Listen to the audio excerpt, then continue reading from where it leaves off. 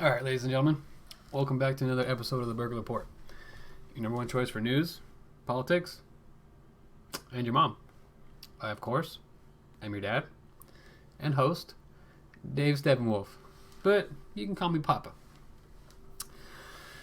All right, well, I'm already a little half lit here, so let's get right the fuck into this. Where we go. This is a video. It's all my lefty friends. Or actually anybody that follows the mainstream media and believes there's a little bit of truth to it. I don't know. Think for yourself. Find out for yourself. Let's check this out. Hi, I'm Fox San Antonio's Jessica Headley. And I'm Ryan Wolf. Our greatest responsibility is to serve our Treasure Valley communities, the El Paso, Las Cruces communities, Eastern Iowa communities, Mid-Michigan communities. We are extremely proud of the quality, balanced journalism that CBS 4 News produces. But We are concerned about irresponsible, one-sided news stories plaguing our country. The sharing of biased and false news has become all too common on social media. More alarming, some media outlets publish these same fake stories without checking facts first. The sharing of biased and false news has become all too common on social media. More alarming, some media outlets publish these stories simply aren't true without checking facts first. Unfortunately, some members of the media use their platforms to push their own personal bias and agenda to control exactly what people think. And this is extremely dangerous to our democracy. This is extremely dangerous to our democracy. This is extremely dangerous to our democracy. This is extremely dangerous to our democracy. This is extremely dangerous to our democracy. This is extremely dangerous to our democracy. This is extremely dangerous to our democracy. This is extremely dangerous to our democracy. This is extremely dangerous to our democracy. Sideways face. This is extremely dangerous to our democracy. This is extremely dangerous to our democracy. This is extremely dangerous to our democracy. This is extremely dangerous to our democracy. This is extremely dangerous to our Hey, just keep democracy. going. This is extremely dangerous to our democracy. Making a point. This is Let it extremely play out. dangerous to our democracy. Oh, we're done. Ooh, nice. The reason why I show that was actually a big story about 8 months ago. I think the what's the name of the company? I don't remember the name of the company.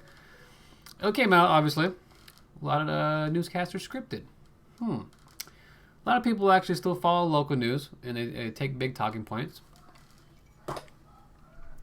And that's all they see. So as you can see, everything's very well scripted. But you might be thinking, well, if it's news, they're all going to be talking about the same thing. No, this is more than that. Take a story, feed you the same bits of information, and everybody, like sheep, follow along. Maybe it's not their fault, but it's time for people to wake up and understand. This is exactly what's going on.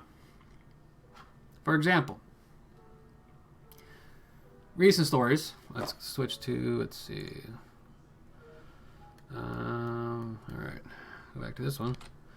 We all know the story of the officer that was beaten over the head with a fire extinguisher in the recent Capitol riot.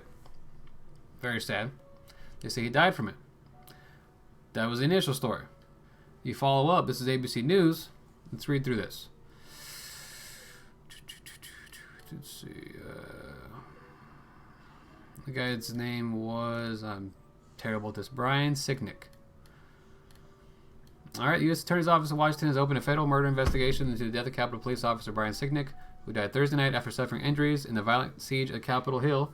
3 law enforcement sources confirmed to ABC News. Okay, so that's the initial story. Sicknick responded to Wednesday's riots and was injured while physically engaging with protesters. Capitol Police said in a statement he returned to his division office and collapsed. He was taken to hospital where he died at 9:30 p.m. Police state.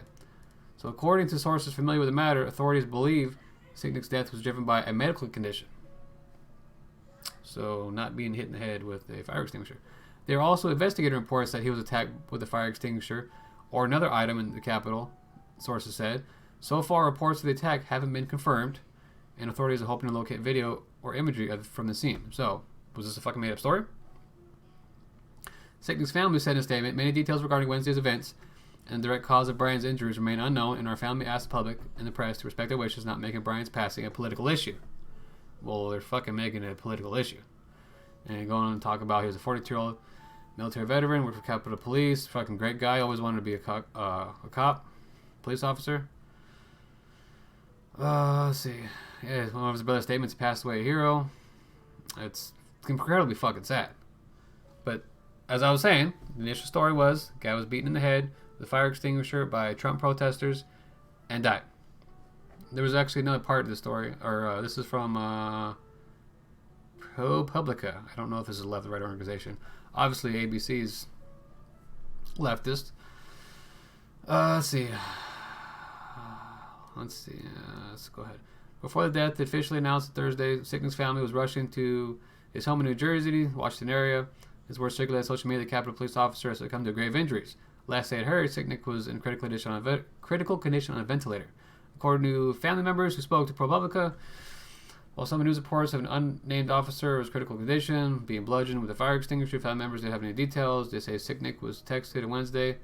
They say Sicknick had texted them Wednesday night to say that while he had been pepper sprayed, he was in good spirits. The text arrived hours after mob assaults and left more than 50 officers injured and 5 people dead.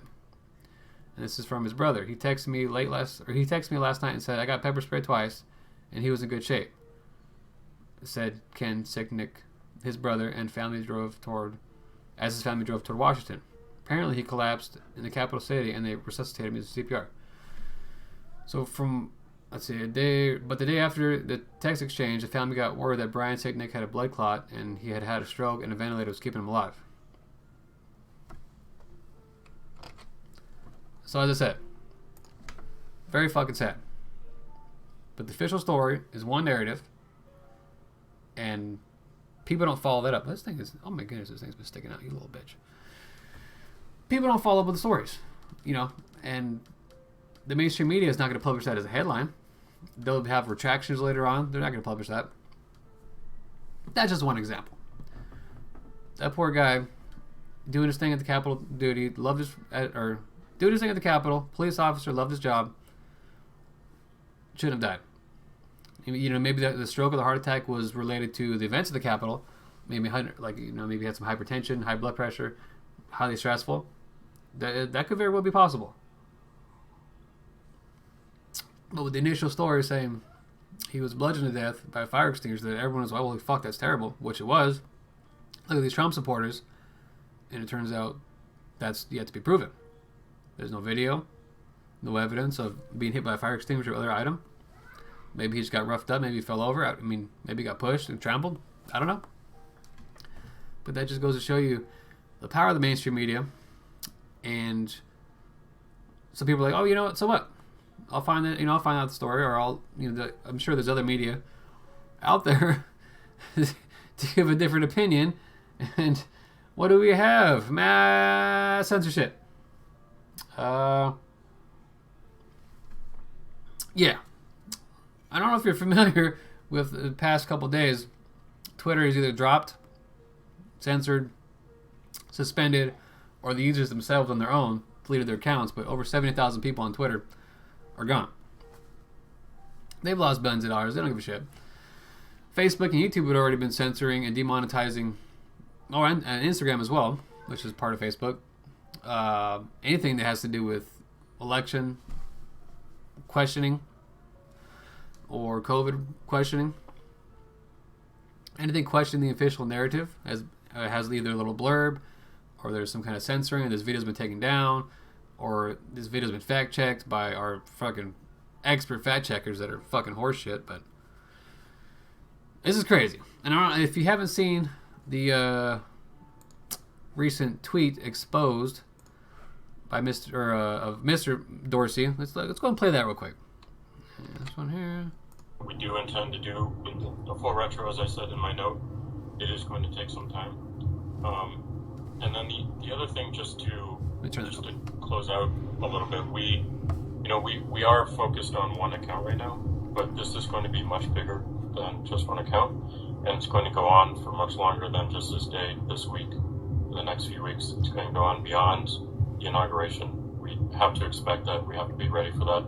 So the focus is certainly on this account and how it ties to real-world violence, but also we need to think much longer term around how these dynamics play out over time. I don't believe this is going away anytime soon. And the moves that we're making today around QAnon, for instance, is one such example of a much broader approach that we should be looking at and going deeper on. So the team has a lot of work and a lot of focus on this particular issue, but we also need to give them the space and the support to focus on the much bigger picture, because it is not going away. The U.S. is extremely divided. Our platform is showing that every single day, and our role is to protect the integrity of that conversation and do what we can to make sure that no one is being harmed based off that. And that is the focus, and that is the color we want to provide. There you... Sounds reasonable. We gotta protect people from this. This fucking little piece of lint. Holy shit. We gotta protect people from themselves. Okay, who the fuck told social media that they were the arbiters of truth? We got a new fucking... My goodness, this thing's... We got a new Spanish Inquisition in our hands. I mean, it is insane that social media has more power than a sitting president.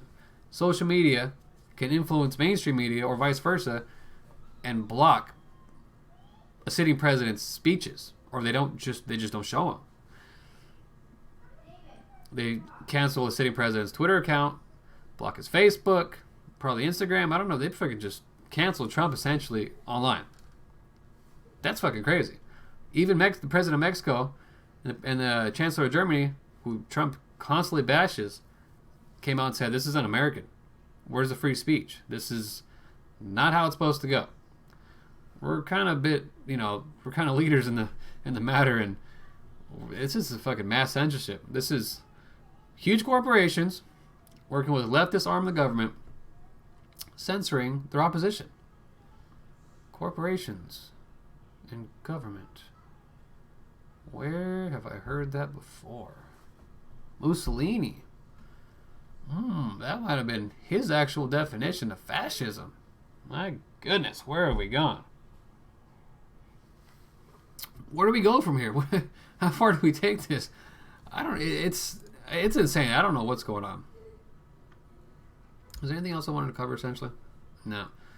And I know your argument. Twitter, whatever, Facebook, they're all private fucking companies. They can do whatever the fuck they want. Blah, blah, blah. No. Pretty sure they're using public infrastructure. So, I believe that's more of a function as a public commons, or in the terms of like a grocery store. Grocery store is a private business, sure, but it's a public accommodation. You engage in commerce there. There's essentially, you don't need to be invited in. There's already an agreement that you can come in and engage in commerce. I mean, yeah, Twitter, they're private companies, but I'm paying my phone bill. I'm paying for cell service. I'm paying for bandwidth. Internet was, essentially created by the government, or by the city, or whoever's paying for this. This is all stuff that's paid for. That's not, that Twitter's using. This is a platform. They created the apps or whatever, their platform. They have their servers. But I feel it's more of a public commons, or a public space, public accommodation, whatever legal term you want to use. And it's horseshit. That's a fucking shit excuse. And that's what, the left will say. Oh, this is a private fucking company. Well, in that case, if it's a private company, I can open up my small business and not wear masks. I can do what the fuck I want in my private company. A bit of a contradiction there. But what are we going to do, though? I mean, there's a lot of parallels. All this censorship is crazy. Spanish Inquisition. I mean, you got Trump. They want to delete him from the Home Alone movie. I mean, I'm pretty sure Stalin airbrushed people out of his pictures after the horrible disagreement with the Bolsheviks, and we are repeating history. I mean, what's going on? What do we have right now? We have just mass censorship. We have this the Trump supporters already being put on no-fly lists. what's next? Are they going to not to compare it to the Holocaust by any means, but how far is this persecution going to go? I mean, the Holocaust was fucking crazy. You had over 6 million Jews persecuted and put to death in internment camps. Obviously, everyone knows that. But what about afterwards? How far did it go? Hitler killed a lot of his own guys that were involved in that. Not to mention 20 plus million civilians, non-military, died as a result of World War II. You had at that time, I believe Germany was only 60 million people. You had over a third of the country go away. And we have some serious potential in this country for some serious fucking insanity. And, Hitler, contrary to popular belief, wasn't very popular. You had his following, socialist following. Supposedly his election was stolen. Supposedly he stole his election. Not saying that our election was stolen, YouTube. Don't fucking take me down. But there are some parallels. They had there's a whole burning of the Reichstag, as it obviously came out, to set up a group to hate. I mean, maybe the riot at the Capitol was the burning of the Reichstag, a false flag event, where you stage something, blame it on the other group. I mean, we have big fucking events supposedly coming this week, a big protest. Hopefully not. Hopefully everybody stays home or stays far away enough to film. Just a quiet protest, 100% peaceful. Hopefully we don't have any false flags coming up, because you already had Antifa. CNN, I don't know if it was on accident, fucking proved that there was agent provocateurs. That John Sullivan guy showed he was going to be interviewed by fucking Anderson Cooper, and showed us on video. And in his video, he's saying, "Hey, it's burning shit down," a couple times, and we got this. This is our fucking house. And John Sullivan is obviously a fucking crazy agitator, and he was actually denounced, I believe, by his own Antifa in some degree. Because you look at that guy, he's fucking stupid looking. It's crazy. I don't know what's going on. Going down a dangerous path. And if you do follow history, you do follow what happened with the Bolsheviks and their road to communism, and them attacking farmers and the producers, or like Pol Pot attacking, or his followers attacking intellectuals in Cambodia. It's the same parallel here, where you have the left attacking, flyover America. There's been saying that, if the left, or if there is any secession in this country, the left and the right, the left's going to be the winners because they got all the money in the big cities. Well, no. They live in the big cities. A lot of real estate and business and commerce happen, but the right tend to be the producers, and that's the same throughout history. Whatever communist, left, socialist, for whatever reason, were attacking. It was set up as the producers of the country were attacked, and they were the target, and those countries fell pretty fast right after that. Millions starved to death. I don't know if it was 50, 60 million in Russia. We're on a bad road. And if you think this is going to stop, you think that the Trump supporters are going to be the only ones that get persecuted, once they're gone, or once that's done with, they're going to come for Antifa. They're going to be the new domestic terrorist. It's like the same narrative all around. Domestic terrorism, right at the Capitol, insurrection. And lo and behold, fucking Biden's already talked about he's going to introduce this new domestic terrorist bill that was just magically sitting around, I guess, 20,000 fucking pages. Pretty fucking convenient. It makes you think that who's staging what and what false flags are taking place. I don't fucking know. I can't prove shit. I'm just trying to think about it. Make you think about it. Because once the Trump supporters are taken away, or whatever the case is, Antifa, who was the militarized arm of the left, more or less right now, they're going to be the next target. And woke culture is already eats itself. You never woke enough. Whatever happened to feminist groups? You don't really hear about feminists anymore. Because now everything's pro-trans, gay, which is fucking great. I don't care. But now feminists are called TERFs. Trans exclusionary radical feminists. Just because they think, you know, a woman should be a woman. Woke ain't woke enough. People are going to just rat on themselves, blame themselves, and cancel themselves. And the government is going to be in control. This is all establishment staying in control. This is fucking history repeating itself. And it's going to be crazy. Hopefully it doesn't go down this route, but whatever. I mean, what are you going to do? I'm just going to sit here and scheme ass talk about it. I'm a Trump supporter. Hopefully, I fucking doubt I get persecuted, but if it comes down my path, down my way, I don't even know. It's fucking crazy. I mean, people that were at the Capitol were doxxed by leftist protesters or, you know, whatever, and people lost their jobs for taking selfies at the Capitol, not even going inside. It's like, hey, it was a Trump rally, hooray, fucking, you know, waving a flag. Fucking people lost their jobs. This is insane. We live in an insane time. It's exciting, but it's fucking insane. I don't know what the fuck's gonna happen. This video's getting long. I should probably cut it, but this shit's all gonna come back around. And this, you know, everyone's celebrating. Oh yeah, Trump's get him off, or he's off. Yeah, get him the clown, whatever fucking name, whatever narrative everyone's feeding into. It's all gonna be turned on you. It's the same shit. It'll be turned on me, turn on you, turn on whoever. You can have a social credit score like they have in China already. You're not gonna be able to get a job because of your political fucking views. You're not gonna be. There's already, like I said, there's already Trump supporters on a no-fly list. You can have travel bans. You already have travel bans. And I mean, and that's not to mention the whole COVID lockdown. That's a whole nother fucking ball of shit. But whatever. Happy Friday.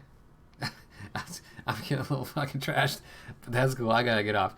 So I will see you later, and have a good night, day, and hopefully you guys stay home. Nobody goes to the fucking protest tomorrow, because you don't want to be anywhere near that. I mean, you've seen false flags in the past.